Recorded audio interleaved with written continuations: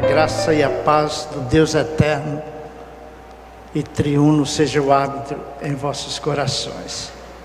Alegramo-nos com vossas presenças para juntos adorarmos a Deus com hinos, cânticos espirituais, orações, leitura da Escritura Sagrada e agora o ápice do culto, a leitura e a explicação e aplicação da Palavra de Deus.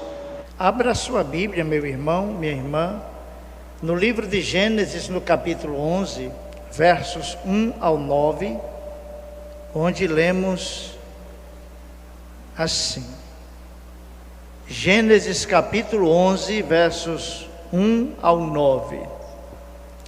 Ora, em toda a terra havia apenas uma linguagem e uma só maneira de falar.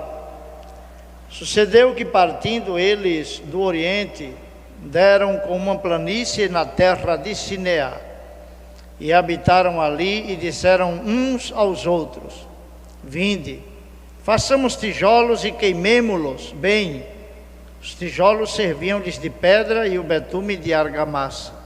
Disseram: Vinde, edifiquemos para nós uma cidade e uma torre cujo tope chegue até aos céus, e tornemos célebre o nosso nome, para que não sejamos espalhados por toda a terra.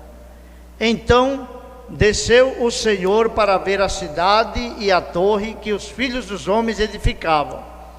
E o Senhor disse: Eis que o povo é um, e todos têm a mesma linguagem. Isto é apenas o começo. Agora não haverá restrição para tudo que intentam fazer. Vinde, desçamos e confundamos ali a sua linguagem, para que um não entenda a linguagem de outro. Destarte o Senhor os disse a linguagem de toda a terra, e dali o Senhor os dispersou por toda a superfície dela. Ó Deus, nosso Pai, rogamos que o Senhor ilumine as nossas mentes e os nossos corações, entendimento, para que compreendamos Tua Palavra e possamos extrair lições para as nossas vidas, para nunca nos desviarmos do Teu caminho. Oramos em nome de Jesus, amém. Irmãos, nós vivemos em um mundo em que as pessoas procuram se autoafirmar ou consolidar um monumento que lembre o seu nome e os seus feitos. Tanto é que, mesmo no campo político, governantes às vezes desconstituem obras de outros para construir o seu próprio monumento e deixar um memorial para gerações futuras dos seus feitos. E a vaidade humana não tem limite, ao ponto de ferir o seu próximo, ao ponto de, na tentativa até de ajudar, destruir o seu semelhante. E não foi sempre assim. No princípio, Deus criou os céus e a terra, e criou um ambiente, um espaço ideal, adequado, perfeito para o homem habitar. E Deus estabeleceu um relacionamento por meio da aliança, e disse aos primeiros pais: seja fiel, confie em mim, obedeça a minha palavra, e se limite a não comer do fruto que lhe proíbo, e tudo irá muito bem contigo. Mas não foi assim que o homem fez. O homem se inclinou exatamente para fazer o contrário do que Deus fazia, porque o diabo induziu o homem a pensar que Deus não estava sendo honesto, que Deus não é confiável, que Deus não é autêntico, que Deus não é verdadeiro, que as ameaças de Deus não se concretizam, não se cumprem. E aí o homem arriscou para dar no que todos nós vivenciamos: sofrimento, dor, morte, desgraça, violência, enfim. E Deus promete um redentor. A humanidade, então, ela compreende em dois grupos distintos: aqueles que temem a Deus e aqueles que não temem a Deus, os crentes e os incrédulos, aqueles que amam a Deus e aqueles que odeiam a Deus, mesmo que digam que são indiferentes ou agnósticos, mas não têm amor por Deus. E a humanidade cresceu, um grupo, e acabou se fundindo, se misturando. Os próprios tementes a Deus começaram a se inclinar para aqueles que não temiam a Deus e fazer as mesmas obras malignas. Deus julga o mundo com um grande dilúvio. O juízo divino veio sobre a terra. Embora Deus tenha sido longânimo, dando tempo à humanidade a se arrepender, 120 anos, mas não se arrependeu, sendo salvo apenas Noé, sua esposa, seus 3 filhos, Sem, Cão, Jafé, e as esposas daqueles rapazes, filhos de Noé. E mais uma vez, um dos filhos de Noé, Cão, desonra seu pai, desrespeita seu pai e é amaldiçoado. A maldição continua e prossegue a humanidade nesse mesmo ritmo, onde há um grupo que teme a Deus e um grupo que não teme a Deus. Hoje ainda é assim. E a humanidade voltou a crescer a partir de Noé, de 8 pessoas, 80, 800, 8 mil, 80 mil, e foi crescendo a humanidade. Provavelmente uns 130, próximo de uns 200 anos, depois do grande dilúvio, houve uma articulação. Um homem, um bisneto de Noé, Nimrod, homem caçador poderoso. Havia até um jargão, havia uma frase dizendo: poderoso como Nimrod, como diz lá no capítulo 10, valente caçador, como daí dizer, como Nimrod, poderoso caçador diante do Senhor. E Nimrod cresceu, e ele começou a articular e reunir a humanidade em torno de si. É interessante que quando Deus derramou sua ira sobre a humanidade, nos dias de Noé, mais uma vez Deus faz uma aliança com Noé. Uma aliança que é caracterizada como uma manifestação da graça comum de Deus. Da graça comum. E Deus diz o seguinte para Noé: estabeleço minha aliança convosco, com a vossa descendência, e não será mais destruída toda a carne por águas de dilúvio, nem mais haverá dilúvio para destruir a terra. Que maravilha saber, meus irmãos, que apesar da pecaminosidade humana, Deus mostra a sua paciência com a humanidade. Mas Deus deu um mandamento a Noé e sua família. Abençoou Deus Noé, Gênesis 9:1, e a seus filhos, e lhes disse: sede fecundos, multiplicai-vos e enchei a terra. Foi o mesmo que Deus disse para Adão e Eva quando os criaram: crescei, multiplicai e enchei a terra.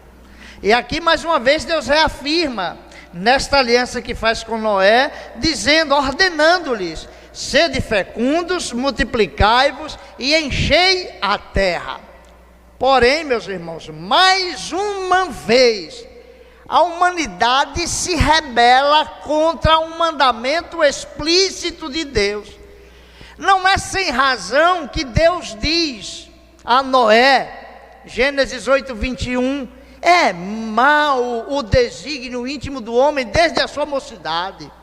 Deus poderia mandar quantos dilúvios fossem, a humanidade não se emendaria, porque o problema não é externo, não é uma pressão externa que vai emendar o ser humano, que vai corrigir o ser humano. É preciso uma mudança interna no coração do ser humano. E Deus disse para Noé: não destruirei mais a humanidade com um grande dilúvio. Mas o homem mantém-se rebelde contra Deus. Eu acredito, como muitos estudiosos, que essa rebelião que está aqui descrita no capítulo 11 de Gênesis, tenha sido liderada pelo bisneto de Noé, o Nimrod, de quem nós acabávamos de falar há pouco. E Gênesis 10, versos 8 em diante diz que Cuxi gerou a Nimrod, um dos filhos de Noé foi Cã, e que gerou a Cuxi. Cuxi gerou a Nimrod, o qual começou a ser poderoso na terra, foi valente caçador diante do Senhor. Daí dizer-se como Nimrod, poderoso caçador diante do Senhor. O princípio do seu reino, do reino de Nimrod, foi Babel, Ereque, Acade, Calné, na terra de Siná, o próprio Nínive. Várias foram as cidades fundadas por Nimrod. Mas lhe vem à mente ali, e parece que um anseio também da humanidade. Veja o verso 1 do capítulo 11, em toda a terra havia apenas uma linguagem, uma só maneira de falar. Estudiosos, cientistas, chegam a esse consenso, que todas as línguas na face da terra têm uma origem comum. Quando Deus criou Adão, criou-lhe com capacidade de articular a palavra, de se comunicar. O ser humano foi criado inteligente, com capacidade criativa, inclusive. E havia uma só linguagem, até nos dias de Noé. Depois dos dias de Noé, quase 200 anos depois de Noé, do dilúvio, era só uma linguagem na face da terra e uma só maneira de falar. E parece que em busca de sobrevivência, os descendentes de Noé estavam sempre aqui, ali, acolá, imigrando em busca de alimento, em busca de segurança. E sucedeu que, partindo eles do Oriente, deram como uma planície na terra de Sineá, e habitaram ali, gostaram daquela região. E ali instalados, brotou, nasceu, fluiu uma ideia, como podemos ler aí no verso 2. Sucedeu que, partindo eles do Oriente, deram com a planície e habitaram ali, e disseram uns aos outros, parece que era uma ideia geral, disseram uns aos outros: vinde, façamos tijolos, queimemo-los e façamos. Os tijolos serviram de pedra e de betume. E após um tempo fabricando aqueles tijolos, e não pense vocês que eram esses tijolos como conhecemos hoje, mesmo os queimados, eram tijolos queimados, mas com uma mistura de betume. Aqueles tijolos tinham uma capacidade de suportar peso intenso, quase que se tornavam pedras. Daí a capacidade de suportar aquele edifício enorme no centro da cidade. Foi uma torre zigurate. Até hoje existe restos de uma dessas construções ali na cidade onde Abraão morou, em Ur dos Caldeus. Então, queridos, eles disseram: edifiquemos para nós uma cidade, não só uma cidade, mas edifiquemos uma torre. E olha o que diz mais: cujo tope chegue ao céu. É claro, meus irmãos, que eles não tinham ideia da dimensão do espaço, como hoje os cientistas têm. Não imaginaram uma distância daqui para a Lua, mas para eles Deus estava ali logo na atmosfera, nas nuvens, e construíram uma torre com mais de 2.000 metros, 2 quilômetros e pouco de altura, uma torre imensa. Segundo alguns estudiosos, essa era a altura daquela torre. Qual era a intenção? Era chegar aos céus. Imaginavam que a morada de Deus, ou como a poligamia provavelmente já começasse a tomar a forma, depois do dilúvio, imaginavam ser a morada dos deuses ali nas nuvens. E a ambição humana, instigada por Satanás, era exatamente chegar aos céus, conquistar os céus. Porque pensavam, Deus mandou um dilúvio e destruiu a face da terra. E alguns até comentaristas dizem que Nimrod queria chegar até ao céu. Ele era um grande guerreiro diante do Senhor e pensava que com seu arco entraria nos céus e ali lutaria contra Deus, tentando combater o próprio Deus. Havia uma ideia cultica, uma ideia religiosa por trás da construção daquela torre. E pecados múltiplos, o pecado da idolatria, o pecado do envaidecimento, o pecado do orgulho humano e o pecado da rebeldia contra o mandamento explícito de Deus: crescei, multiplicai e enchei a terra. E dizia: tornemos célebre o nosso nome. Tornar célebre o nome deles. Diante de quem? Diante deles mesmos, para dizer entre si: vejam como somos grandes, está vendo? Nós somos os maiores. Tornar o seu nome célebre diante de quem? Ou estava querendo dizer alguma coisa para Deus, ou queria manifestar a sua arrogância, o seu orgulho, o seu desafio ao próprio Deus. Meus queridos, a vontade de Deus era que a humanidade enchesse a terra, mas a vontade do homem era exatamente ir na contramão da vontade divina, como é nos nossos dias. Era uma atitude como que a dizer: vamos extirpar Deus da nossa existência. Nós somos deuses, nós mandamos, nós decidimos, nós determinamos o que é melhor para nós. E não é exatamente assim que alguns segmentos do saber nos nossos dias têm agido. Alguns políticos, alguns cientistas, alguns pensadores, algumas ideias, a filosofia, os ramos do saber.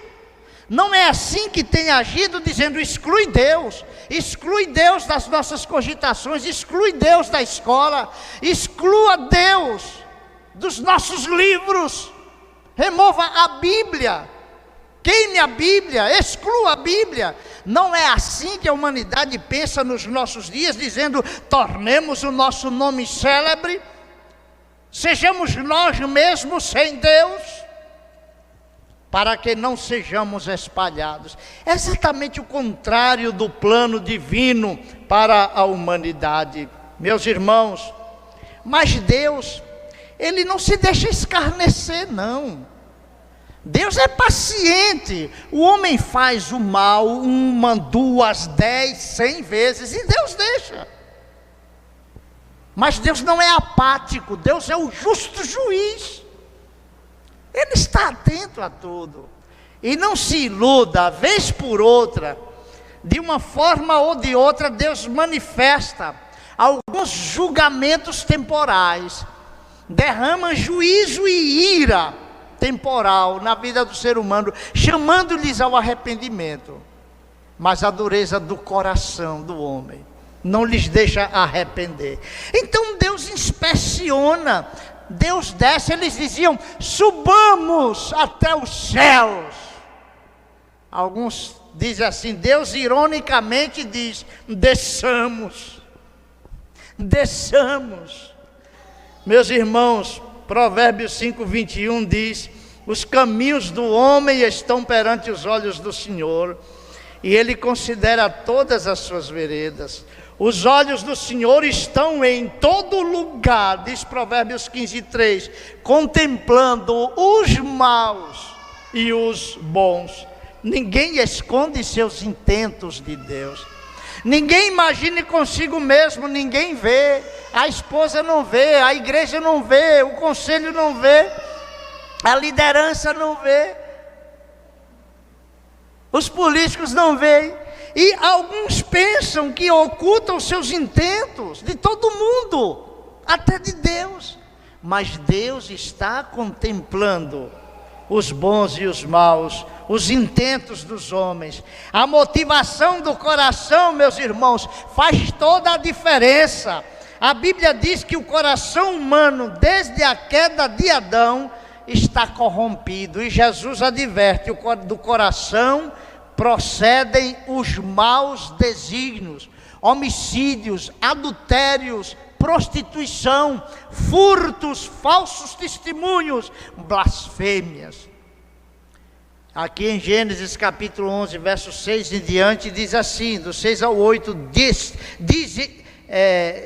então desceu o Senhor para ver a cidade e a terra que os filhos dos homens, e a torre que os filhos dos homens edificavam. E o Senhor disse: eis que o povo é um, e todos têm a mesma linguagem. Isso é apenas o começo. Agora não haverá restrição para tudo que intentam fazer. Vinde, desçamos e confundamos ali a sua linguagem, para que um não entenda a linguagem do outro. Meus irmãos, alguns podem ler e imaginar: Deus é um desmancha-prazer. Olha, o povo estava querendo uma unidade e Deus desfaz a unidade. Essa unidade não é boa, meus irmãos, porque essa unidade descambaria para a desgraça humana, para a destruição, para a ruína. Antes de Noé, eles queriam ser um também. Por isso, os filhos de Deus casaram com as filhas dos homens, aprenderam os pecados dos ímpios, e Deus mandou o dilúvio. Mais uma vez aqui, sob o comando de Nimrod, que se considerava um deus, dizem que no topo da torre, eles pintavam de azul, onde havia como que um altar, onde consultavam as estrelas, onde adoravam, onde invocavam ou exigia e reclamava da adoração para eles. Os reis naquele tempo, e de lá até um certo tempo, era como se fosse esse mediador entre Deus e o homem. A palavra do rei era a palavra divina. Era assim que Nimrod queria ser visto, conhecido, e dizia: olha, sob a minha égide, sob o meu governo, vocês terão proteção, darei a proteção que vocês precisam. E a impressão que dá é que insinuava proteger a humanidade ali reunida em torno de Nimrod contra o próprio Deus, como se Deus fosse uma ameaça. E aí, como quer dizer, vamos construir uma torre bem alta para nos protegermos contra Deus. Deus que destruiu os nossos descendentes no dilúvio, vamos nos amparar contra um novo dilúvio. Não acreditavam no que Deus disse, que nunca mais destruiria a humanidade com o dilúvio. Até hoje, meus irmãos, o coração do homem é assim, rebelde, sem temor de Deus, sem respeito a Deus.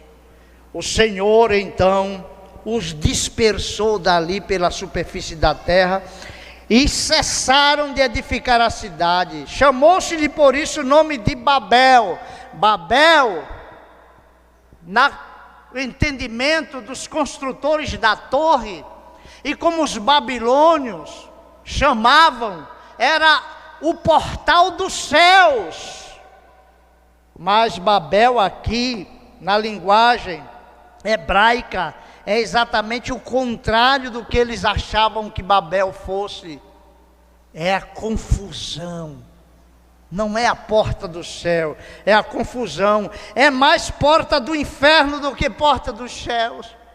E eles foram espalhados sobre a face da terra. O comentarista Champlin diz que, por mais sincero que o homem seja, ele não pode tentar aproximar-se de Deus de forma que não corresponda à vontade divina revelada, pelo que acaba falhando quando tenta aproximar de Deus por sua própria força, ou queira arrogar para si a capacidade de redimir e de trazer segurança para a humanidade. Irmãos, a mensagem inteira do Evangelho, de Gênesis ao Apocalipse, é que o homem é incapaz de subir a Deus. O homem é incapaz de construir uma ponte, uma torre. O homem é incapaz de construir uma porta para os céus. E quando tenta, fracassa, porque as obras humanas estão maculadas pelo pecado.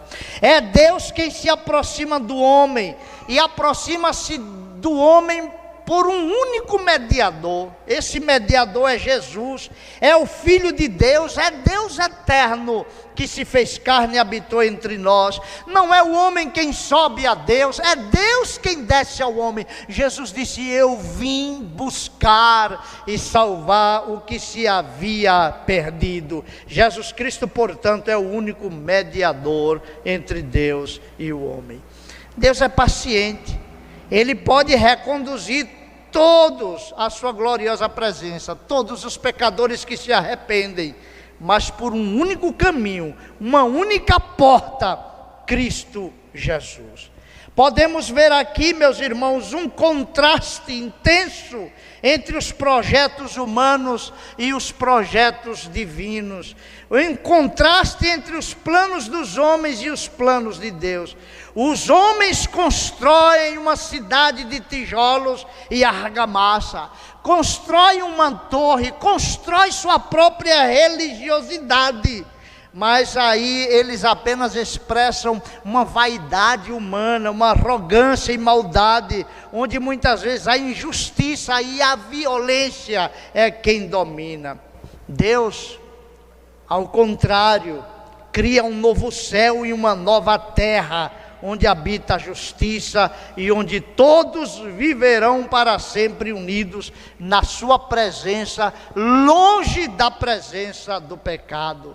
Os homens erguem torres para o céu, mas suas construções são frágeis e estão desqualificadas diante de Deus.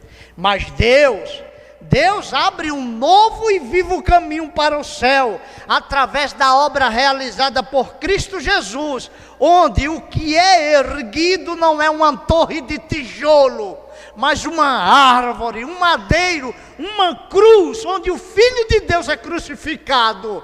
Não é a torre que o homem constrói que leva o homem aos céus. Não é aquilo que o homem levanta e ergue que vai levar o homem aos céus. Mas é o que Deus levanta. É Jesus Cristo, Filho de Deus, que foi levantado da terra e crucificado na cruz para abrir um novo e vivo caminho para os céus. Os homens queridos, só pode subir ao Monte Santo do Senhor, só pode entrar no Santo dos Santos da presença do Senhor, pelo sangue de Jesus, que é o novo e vivo caminho que Ele nos consagrou pelo véu. E véu aqui é uma linguagem para a carne de Cristo, o corpo de Cristo, que foi traspassado na cruz do Calvário.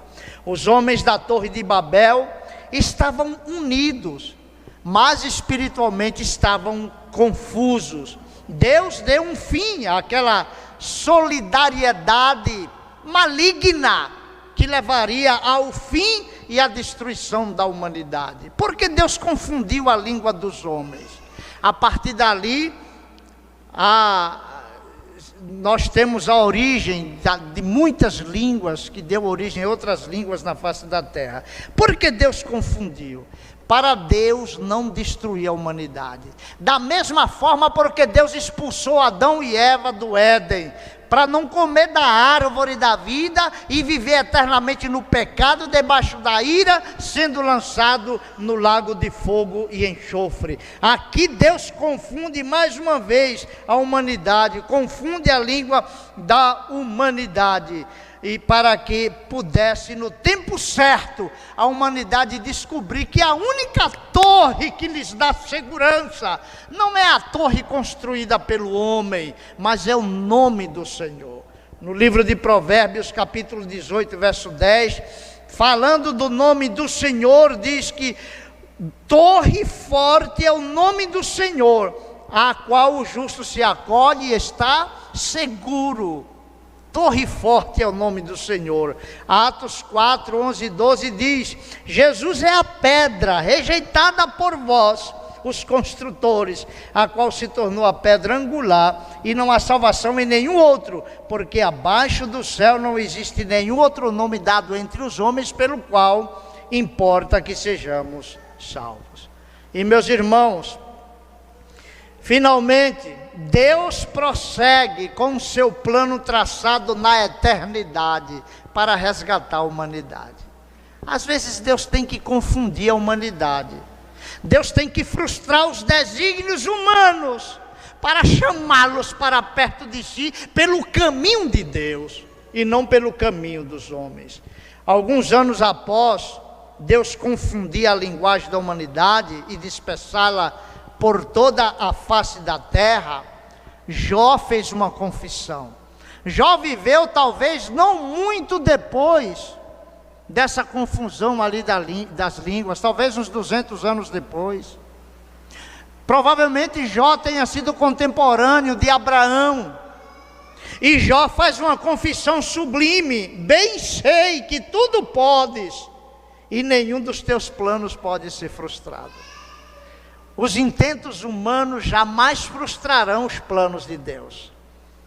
Era o que Nimrod queria, afastar a humanidade de Deus. Mas os planos de Deus, o amor de Deus não desiste da humanidade perdida. E Deus muitas vezes tem que destruir os sonhos humanos para nos trazer a realidade. Porque os nossos sonhos muitas vezes se tornam em insuperáveis pesadelos, mas os planos de Deus não confundem. As promessas de Deus não decepcionam, não envergonham. Enquanto a humanidade se descambava numa vida de idolatria, tentando unificar os povos através das grandes potências mundiais, como Babel aqui, sob o comando de Nimrod, provavelmente o primeiro rei de Babilônia, da antiga Babilônia, e outras potências mundiais como Egito, Assíria, Babilônia, Medo-Persa, Grécia, Roma, e outros impérios, no decurso dos séculos, até os nossos dias. E hoje muitos que querem reunir a humanidade em torno de sua ideia. Existe a Organização das Nações Unidas, existem muitos projetos, existem ideias de tornar a humanidade centrada em um propósito comum. Isso não é bom.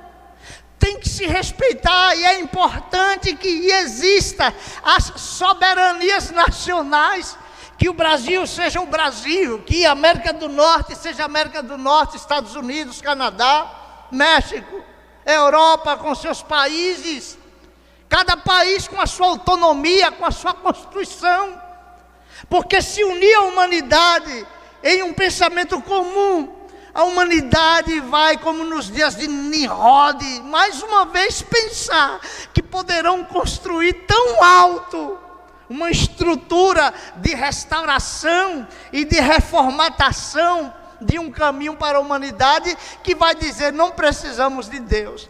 E mais uma vez a desgraça cairá sobre a humanidade. Se a humanidade não entender que Deus é aquele que pode nos abençoar e tirar os espinhos do nosso caminho e nos levar a alturas jamais atingidas ou alcançadas pelos esforços humanos, a humanidade vai continuar se debatendo com pandemias, com guerras, com conflitos, com frustrações, com decepção com governantes A, B, C e por aí vai. Se Deus não for a rocha e a torre na qual nos escondemos, jamais encontraremos abrigo seguro aqui. Deus, então, escolhe uma família, escolhe de Terá um filho, Abraão, e a Abraão dá um filho. Abraão teve 2 filhos e muitos outros, Ismael e Isaque. Mas Deus decidiu que em Isaque Deus cumpriria a aliança, a promessa que fez a Abraão. E disse a Abraão: deixa a tua terra, a tua parentela, vai para a terra que eu te dou, uma terra pequena, mas é lá que eu vou fazer de você pai de muitas nações, e eu abençoarei o mundo, Abraão, através de você, seja fiel a mim. E Abraão creu em Deus, Isaque, Jacó, e aquele povo se tornou grande, Israel. Aí Deus escolhe uma tribo, Judá, dessa tribo escolhe uma família, Davi, e diz: é por essa linhagem que eu mandarei o Salvador, o descendente da mulher, o descendente de Abraão, o descendente de Davi, para trazer paz à humanidade, para governar com justiça, para abrir um novo e vivo caminho para os céus. Cristo Jesus é o descendente da mulher, é o descendente de Abraão, é o descendente de Davi. Já viram como é que começa o Novo Testamento? Genealogia de Jesus Cristo, filho de Davi, filho de Abraão, o descendente da mulher. Meus irmãos, é em Cristo Jesus que nós somos unidos em um corpo. Ali em Babel, Deus confundiu, não foi? A linguagem que era comum. Sabe? E no Pentecoste, Deus faz com que uma linguagem seja compreendida por todos que ali estavam. Deus dizendo: reunirei o meu povo, a minha família, numa linguagem comum, que aprendam a linguagem do amor de Deus, da graça de Deus, da bondade de Deus, por meio da regeneração do Espírito Santo. É quando o homem se converte a Deus, que é unido num corpo, a igreja de Cristo, a família de Deus, esse povo que Deus vai levar para o novo céu e a nova terra, onde habita justiça. O homem acha que pode subir até o céu por suas obras, mas não pode. Todos, queridos, pecaram e destituídos estão da glória de Deus. Diante da total incapacidade humana, da desqualificação humana de tentar encontrar Deus por seus esforços, é Deus, na verdade, quem desce ao nosso encontro, na pessoa de Cristo Jesus, para nos remir, nos libertar, nos salvar. Deus faz isso através do seu Filho Jesus Cristo, o Verbo, que é Deus, mas se fez carne e habitou entre nós. Ele é a única porta para a salvação. Jesus mesmo disse: eu sou a porta. Ele é o único caminho para o Pai. Jesus disse: eu sou o caminho, e a verdade e a vida. Ninguém vem ao Pai senão por mim. Concluo dizendo, ou perguntando: você quer chegar a Deus, aos céus? Você quer experimentar o verdadeiro governo e uma sociedade justa e perfeita, onde a maldade não mais existirá? Vá a Jesus, creia em Cristo. Ele veio para nos arrancar da nossa Babel e nos levar para o seu reino eterno de justiça. É em Jesus Cristo que nós encontramos o caminho de volta para Deus. Vamos orar. Senhor, muito obrigado por tua palavra. Nos livra do orgulho, da arrogância, do ensimesmamento. Converte o coração de todos que estão ao alcance da tua palavra e nos reconduz à tua presença na pessoa do teu Filho Jesus. Abençoe a todos que ouviram tua palavra, Pai, e que ela não retorne vazia, cumpra aquilo para cujo fim o Senhor já designou. Oramos em nome de Jesus, e que a graça do Senhor Jesus, o amor de Deus, o nosso eterno Pai, a comunhão e as consolações do Espírito Santo repousem sobre nós, sobre todo o povo de Deus na face da terra, hoje e por todo o sempre. Amém.